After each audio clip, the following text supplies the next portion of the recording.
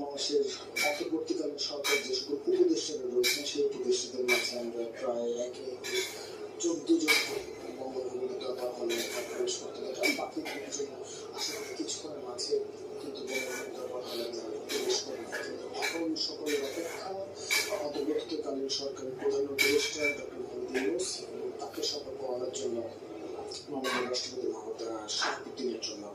তাকে আবার আমি নামগুলো বলে যাচ্ছি। ইতিমধ্যেই দরবার হলে প্রবেশ করেছেন জনাব সালাউদ্দিন আহমেদ, ডক্টর আসিফ নজরুল, আদিলুর রহমান খান, হাসান আরিফ, তৌহিদ হোসেন, সৈয়দ রিজওয়ানা হাসান, ব্রিগেডিয়ার জেনারেল সাখাওয়াত হোসেন, সুপ্রদীপ চাকমা, বিধান রঞ্জন, ফরিদা আক্তার, নূরজাহান বেগম, নাহিদ ইসলাম, আসিফ মাহমুদ, সজীব আইন।